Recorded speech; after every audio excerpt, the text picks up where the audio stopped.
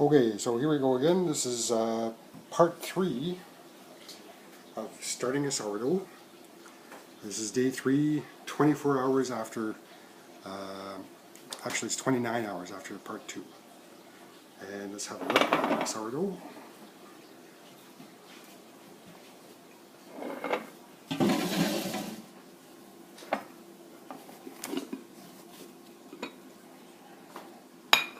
Aha. It's showing some definite signs of life. Lots of bubbles.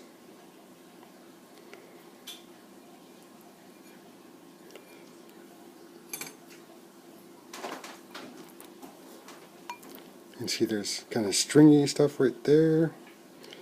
That's possible gluten development.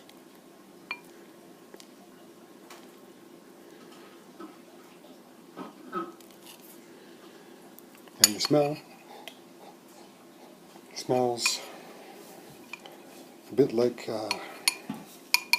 alcohol. It's kind of a pungent, strong smell. You might think, oh, I better throw it out. Don't throw it out. This is exactly what you want at this stage, day 3. Part 3, rather. So part 1 was to part 2, that was 1 day. Part 2 to part 3, that was 2 days. So it's been 2 days now, and we have definite signs of life and lots of activity in here. So 1 more day, I predict, and it will have overripe, fruity smell to it, and then we'll test it for growth. Also, I mixed it up, so it's kind of hard to tell now, but you can see the traces of where it was and where it is now. So that's actually growth. It grew double. So it's a very good start. In a few days it'll be perfect little starter. So what we're going to do now is same steps as we did last time. We're going to take half of it, a little more than half of it, and I'm going to put it into this bowl here.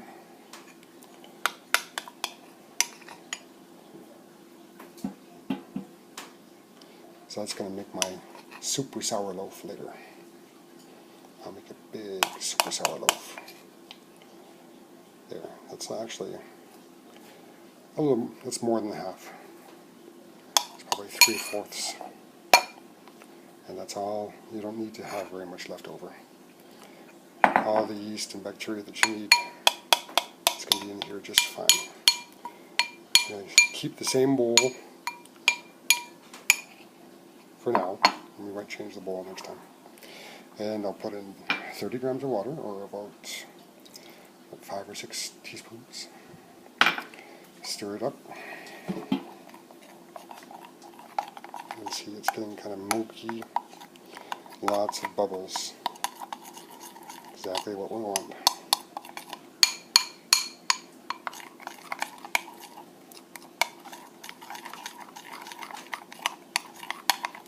And I'll put in 3 teaspoons of rye, about 10 grams. And 2 teaspoons of red fife, organic red fife, about 10 grams. And mix it up.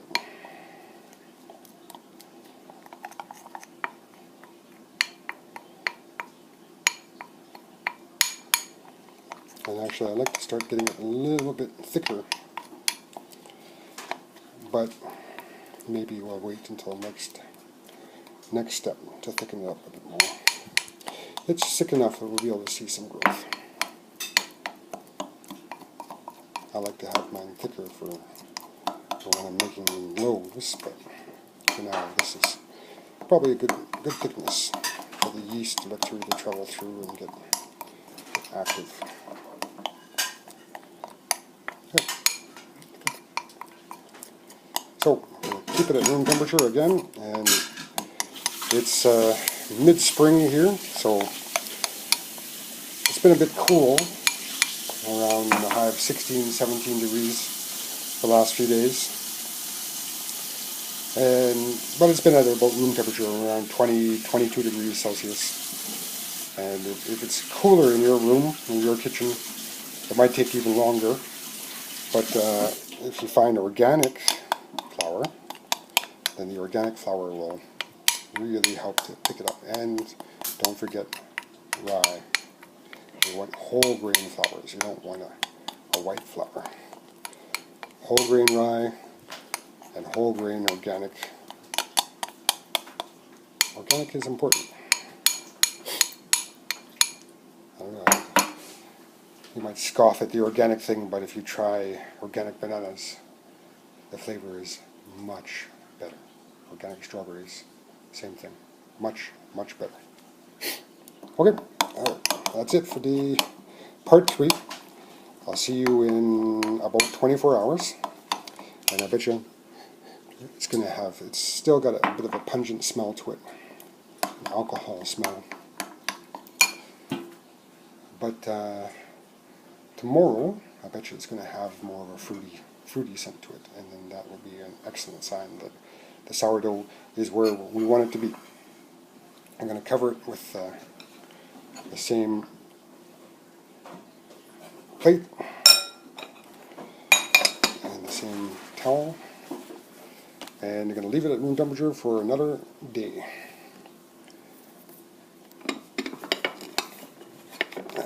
That's it. Oops.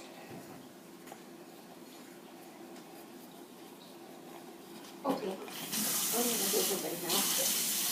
Okay, good night.